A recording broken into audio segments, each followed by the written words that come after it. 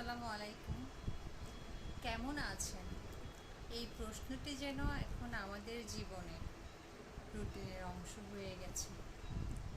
ফোনে কথা বলতেই বলি, কারোর সাথে দেখা হলেই বলি, আমরা কি আসলেই জানতে চাই লোকটি কেমন আছে?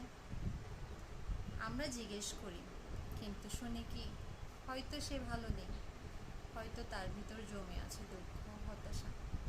ভালো আছি শুনেই আমরা পরের কথায় চলে যাই, অথচ এই একটি প্রশ্নের মাধ্যমে আমরা তার সাথে সংযোগ হতে পারি। ভাবুন তো, কেমন আছেন প্রশ্নটি যদি আমরা সত্যিকার অর্থে মন থেকে জানতে চাই, তাহলে কি হয়? হয়তো মানুষটি একটু খোলাসা হবে তার মনের কথা বলতে, হয়তো তার মনের দুঃখগুলো ভাগ করে নেবে।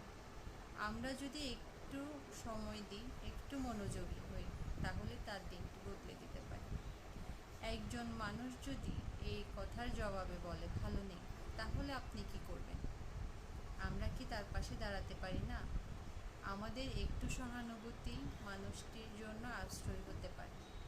তাই আসুন, যখন বলি কেমন আছেন, সেটা যেন শুধু সৌজন্যতা আর রুটিনের জন্য না হোক। আমরা যেন সত্যিই জানতে চাই মানুষটি কেমন আছে। হয়তো আপনি নিজেও ভালো নেই, হয়তো আপনিও অপেক্ষায় আছেন কেউ এসে জিজ্ঞেস করবে আপনাকে কেমন আছেন। তখন আপনি বুঝবেন প্রশ্নটির গুরুত্ব কতটা। তাই আজ থেকে শুধু কথার জন্য না, বরং মানুষের সাথে সত্যিকার সংযোগের জন্য ব্যবহার করি। যখন বলি কেমন আছেন, সে কি বলে মন দিয়ে শুনি, কারণ এই একটি প্রশ্নটি তাকে একটু ভালো রাখার সুযোগ তৈরি করতে পারে। ভিডিওটি যদি ভালো লেগে থাকে, কমেন্ট করে জানাবেন আর শেয়ার করে অন্যজনকে দেখার সুযোগ করে